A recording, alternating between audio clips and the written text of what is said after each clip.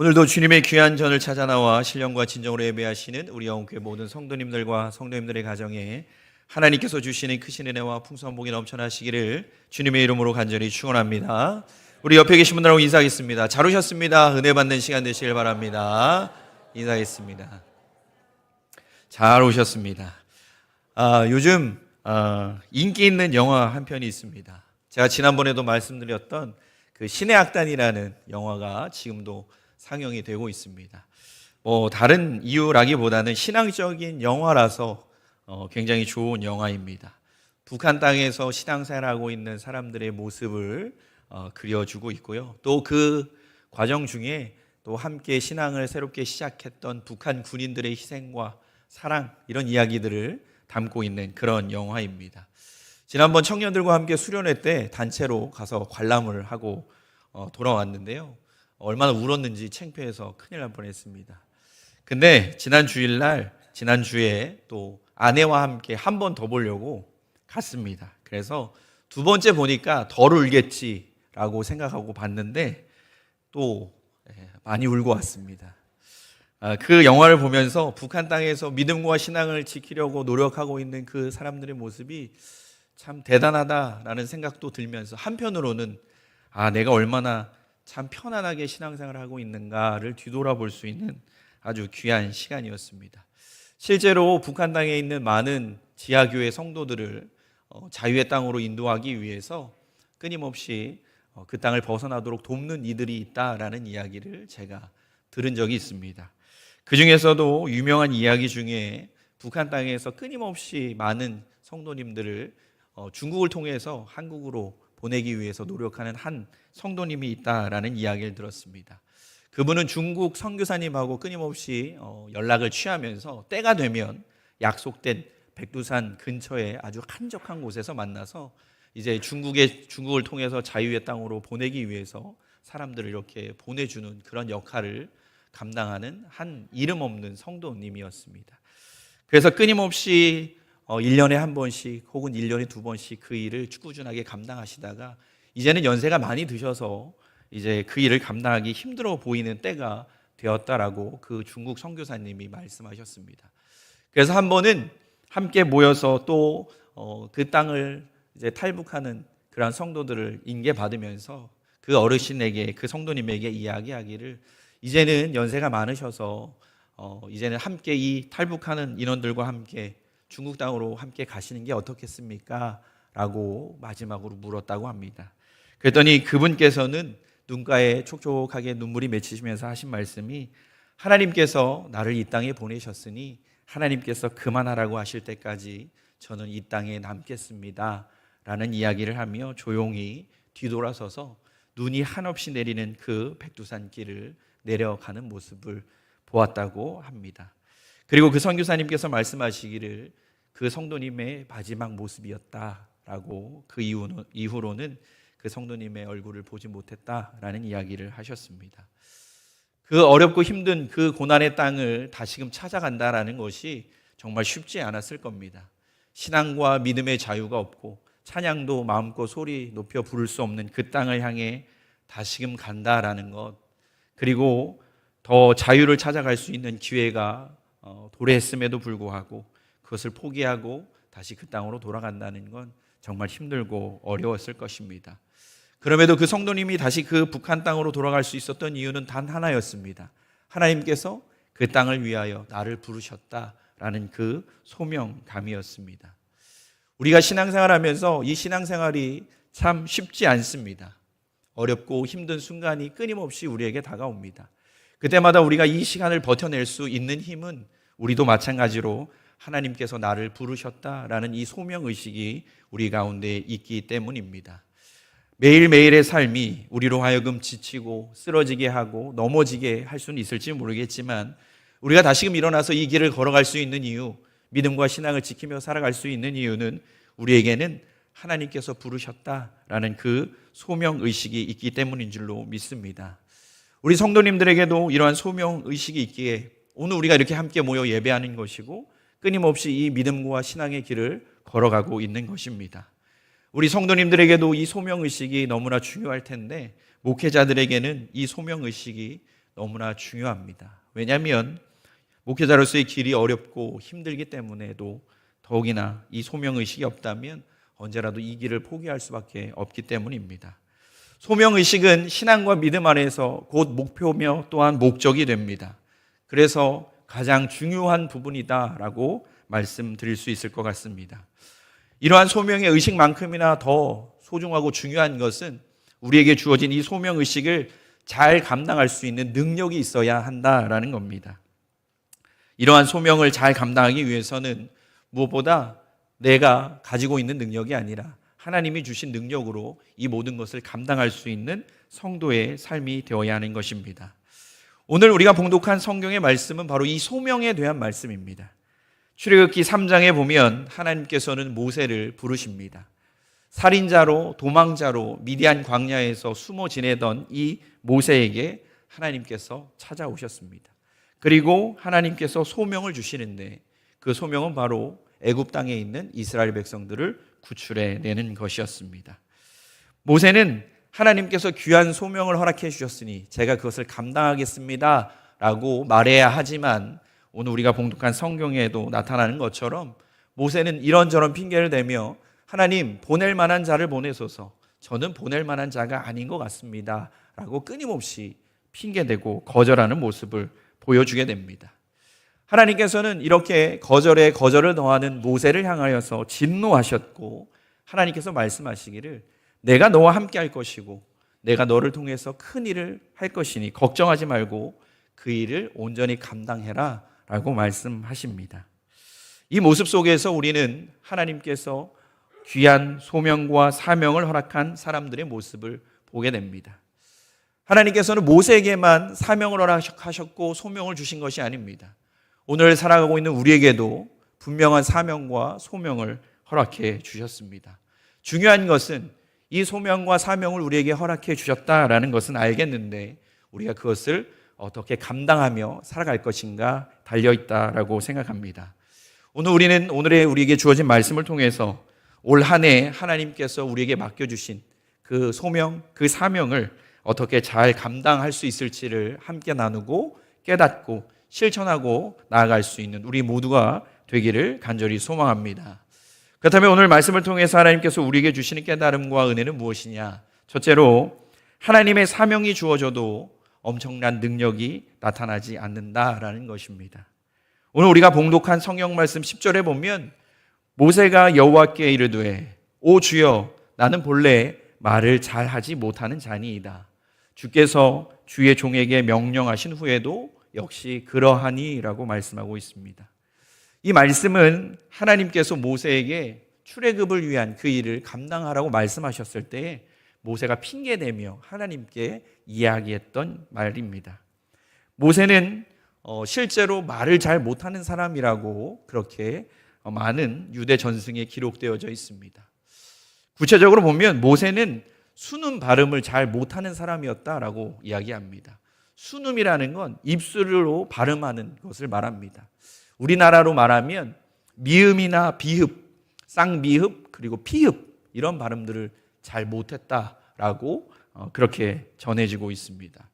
또 어떤 성경학자들은 모세가 발음이 잘 안 된 것이 아니라 말을 조리 있게 잘 하지 못하는 사람이었다라고 이야기하는 성경학자들도 있습니다.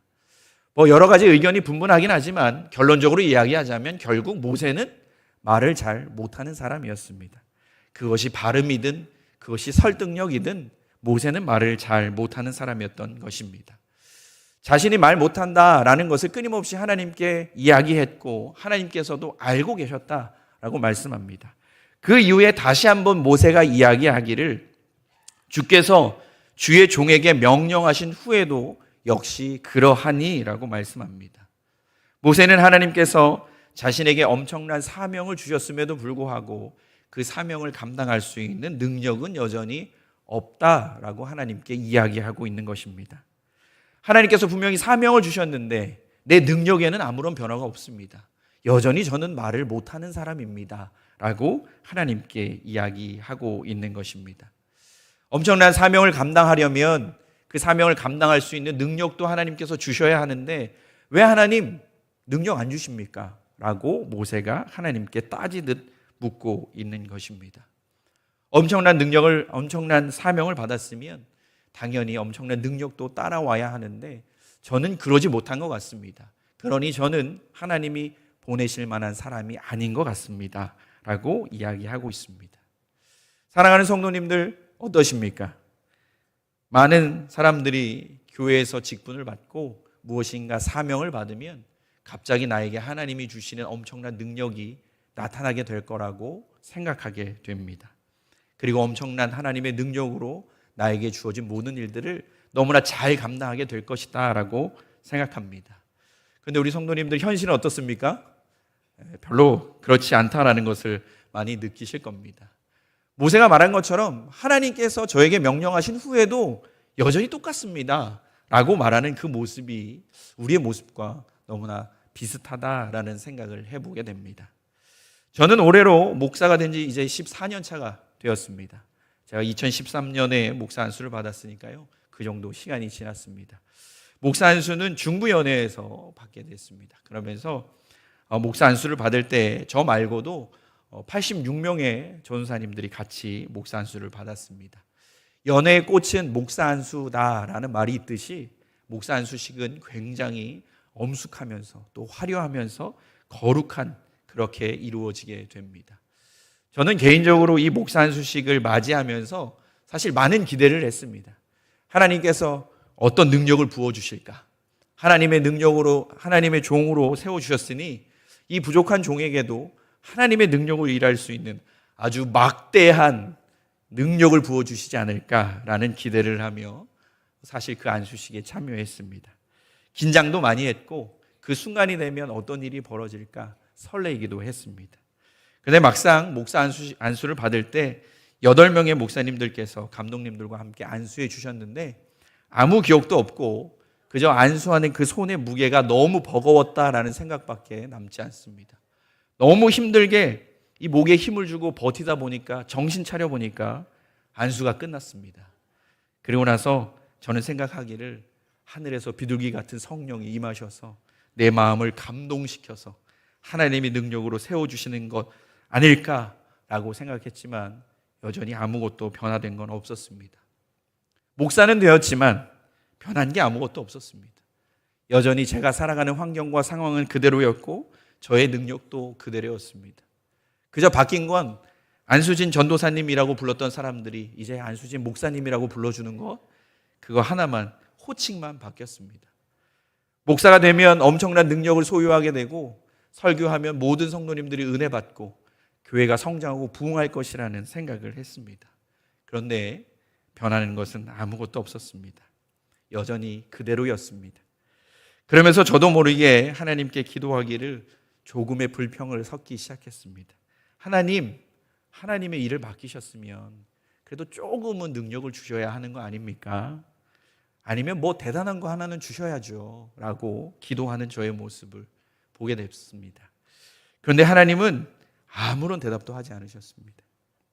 그렇게 불평의 기도를 이어가던 저에게 어느 날 갑자기 마음속에 하나님이 그런 마음을 주셨습니다. 너는 원래 부족한 존재야. 너는 처음부터 끝까지 부족한 존재일 거야 라고 그렇게 저에게 말씀하셨습니다.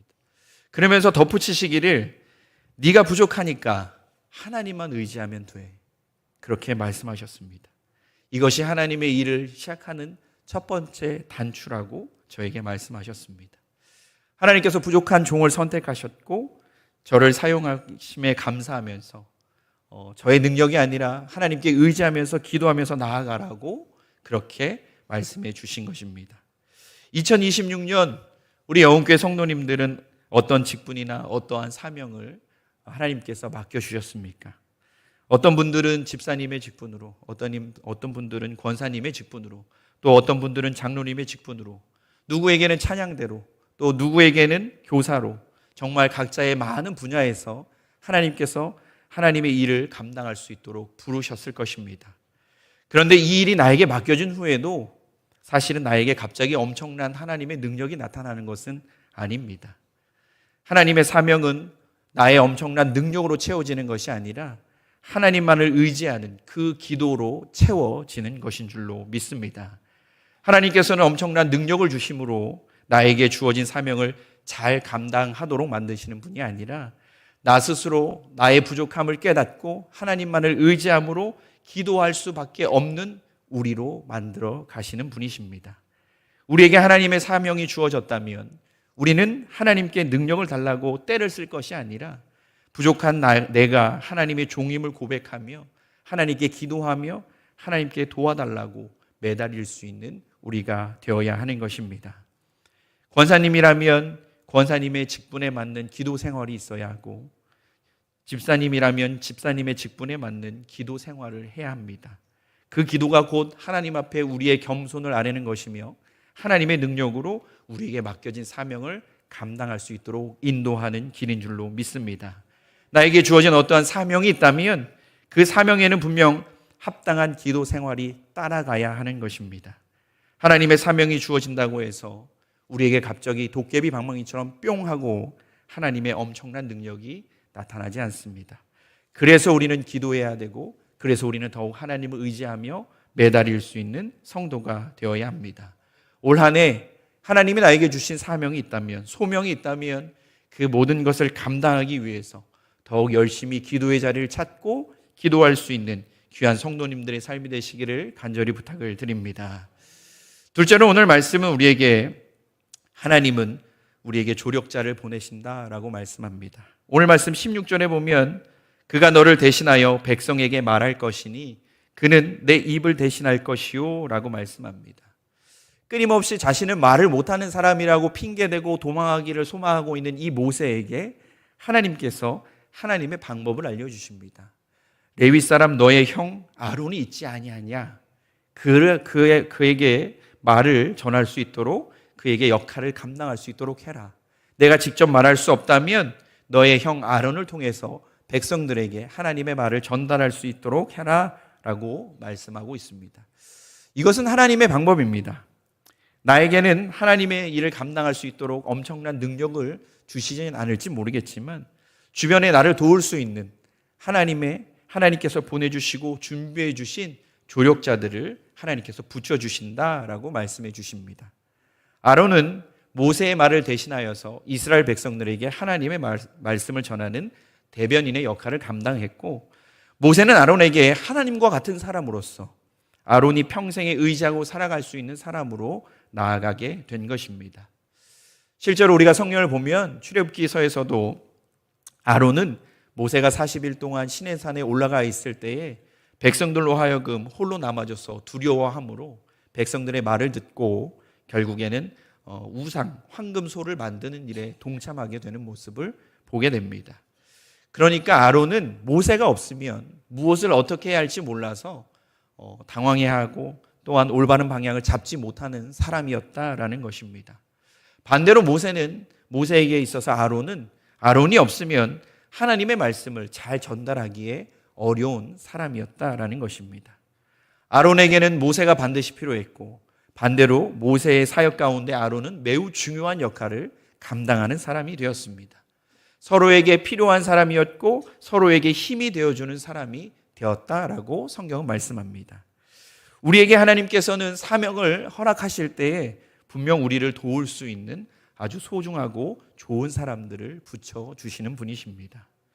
좋은 리더는 자신이 모든 일들을 다 감당하는 사람이 아니라 각자의 능력에 맞게 사람들을 배치하고 일을 분배할 줄 아는 사람입니다. 모세가 바로 그런 사람이었습니다. 모세에게는 말을 잘하는 아론이 있었고 군대를 잘 지휘할 수 있는 여호수아가 있었습니다. 또한 모든 행정적인 부분을 책임지는 천부장들, 백부장들이 함께 있었던 것입니다. 하나님은 이처럼 우리가 하나님의 일을 감당할 때 좋은 사람들을 붙여주셔서 언제나 그 일을 아름답게 감당할 수 있도록 인도하시는 분이심을 잊지 않고 기억하는 성도님들이 되시길 바랍니다. 제가 군 생활할 때 이야기를 좀 함께 나누겠습니다. 제가 처음에 자대 배치 받아서 부대에 도착했을 때 부대는 이제 GOP 경계 근무를 들어가기 전 한 달이 남은 상황이었습니다. 이제 GOP에 들어가게 되면 외출도 없고 외박도 없고 휴가도 제한이 되기 때문에 이 30일 동안 병사들의 사기를 진작하기 위해서 쉬면서 체육 활동을 참 많이 했습니다.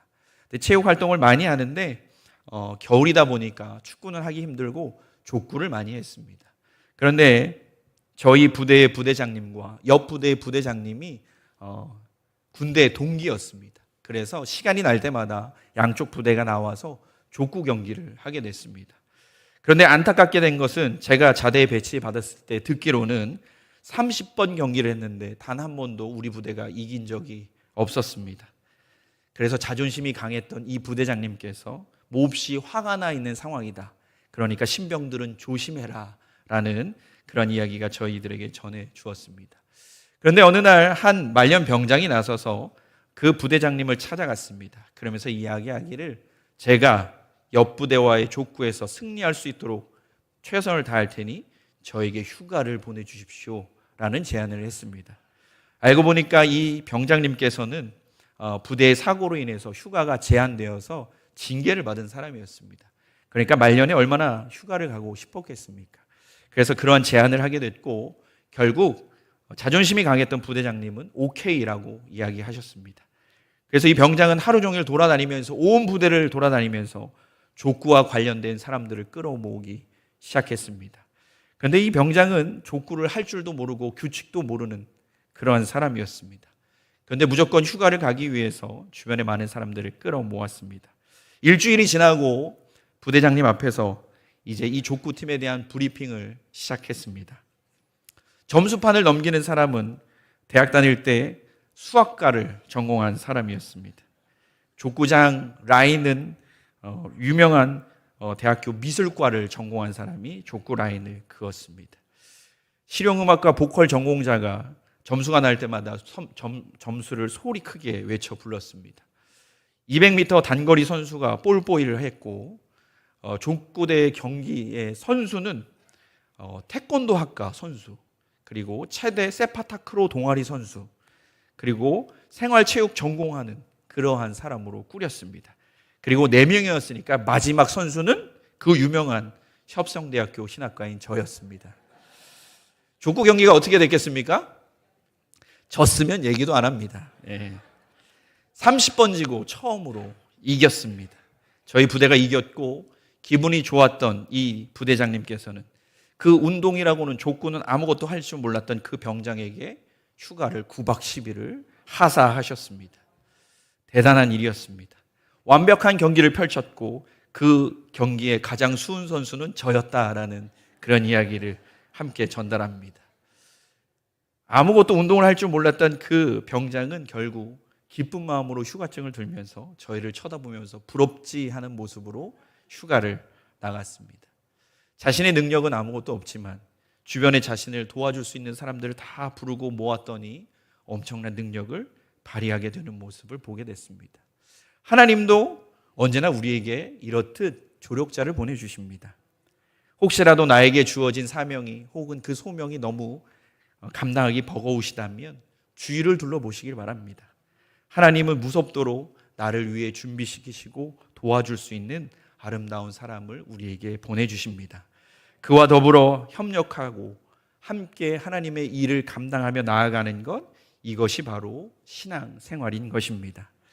그런데 가장 큰 문제는 우리 모두는 모세가 되기를 바란다라는 겁니다. 우리 주변의 많은 이들이 나를 도와주기만을 바라고 내가 누군가의 조력자가 되어주는 것을 꺼려할 때가 많다라는 겁니다. 때로는 우리가 모세와 같이 우리 주변의 조력자들과 함께 그 일을 감당해야 될 때도 있겠지만 때로는 우리가 누군가에게는 아론이 되어주어야 하고 누군가에게는 여호수아가 되어주어야 할 때도 있습니다. 나로 인해서 누군가 도움을 받고 또 누군가의 도움으로 인해서 내가 큰 힘이 되어줄 때, 그럴 때 우리는 하나님의 아름다운 역사를 만들어갈 수 있게 되는 줄로 믿습니다. 우리 성도님들 올 한 해 하나님이 주신 그 소명, 그 사명 잘 감당하기 위해서 우리 주변에 나와 함께 할 수 있는 모든 이들과 함께 협력하여 아름다운 선을 이루어가는 복되고 아름다운 성도님들의 삶이 되시기를 간절히 부탁을 드립니다. 마지막으로 오늘 성경 말씀 우리에게 하나님께서는 내가 가진 것으로 일하신다라고 말씀합니다. 오늘 말씀 17절에 보면 너는 이 지팡이를 손에 잡고 이것으로 이적을 행할지니라 라고 말씀합니다. 하나님의 사명을 맡긴 모세에게 하나님께서 마지막으로 당부하시며 또한 마지막으로 해주신 말씀입니다. 그 말씀이 바로 이 지팡이를 손에 잡고 이적을 행하라 라는 말씀이었습니다. 그런데 이 지팡이는 하나님이 주신 지팡이가 아닙니다. 모세가 가지고 있었던 지팡이입니다. 이 지팡이는 모세가 미디안 광야에서 양을 칠 때 사용했던 지팡이입니다. 모세가 직접 골랐고 모세의 손에 익은 그러한 지팡이입니다. 모세가 양을 칠 때에도, 때로는 수풀을 걷어낼 때에도, 들짐승을 쫓거나 또한 여러 가지 상황 속에서 땅을 짚을 때 사용했던 그 지팡이입니다. 언제나 모세의 손에 들려 있었고 모세의 일들을 도왔던 모세의 수족과 같은 지팡이입니다. 하나님께서는 지금 모세가 지금까지 사용했던 이 지팡이를 이용해서 하나님의 일을 하시겠다라고 말씀하십니다.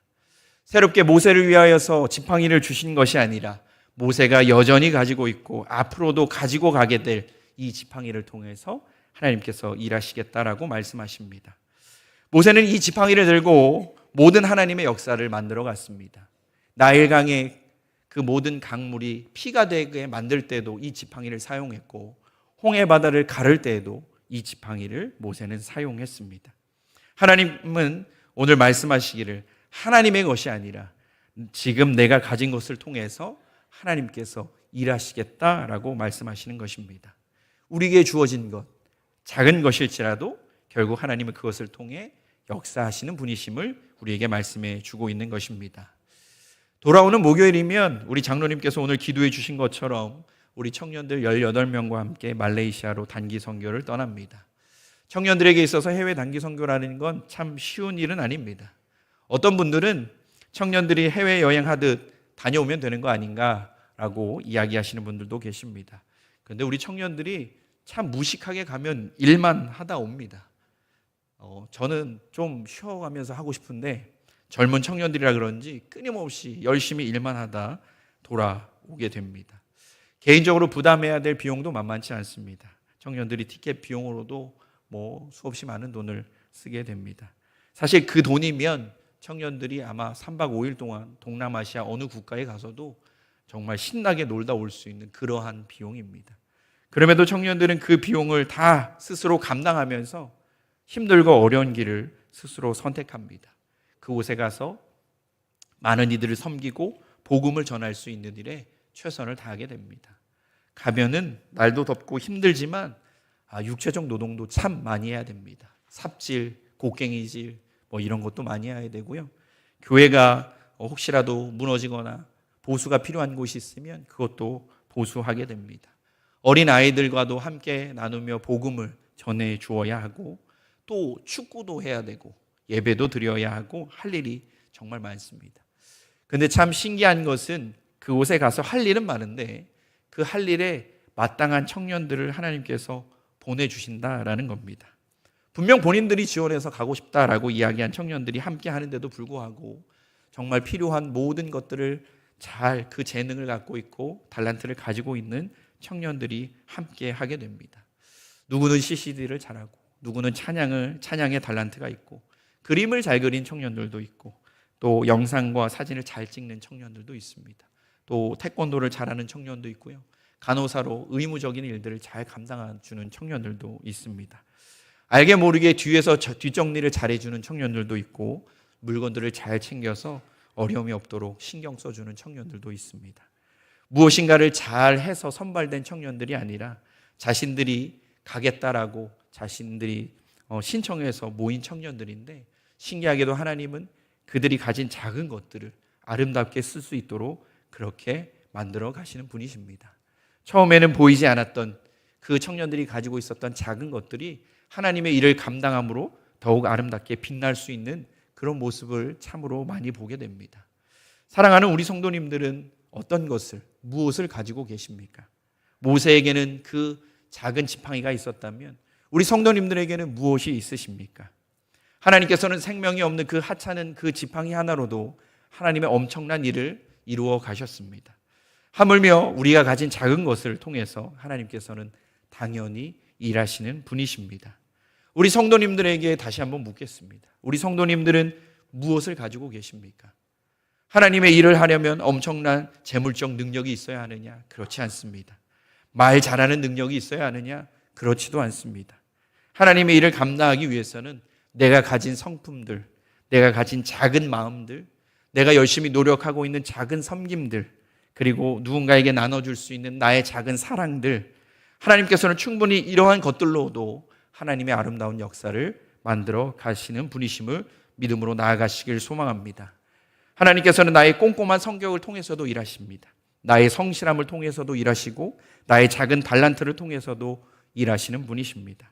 나의 작은 배려와 이해, 그리고 나를 통해 전해지는 작은 사랑을 통해서도 하나님은 오늘 큰 하나님의 이적을 베푸시는 분이십니다.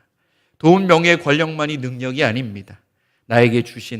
하나님께서 나에게 주신 작은 것들, 그것이 하나님 안에서는 너무나 크고 대단한 능력을 이루는 큰 능력임을 기억하며 살아가시길 소망합니다.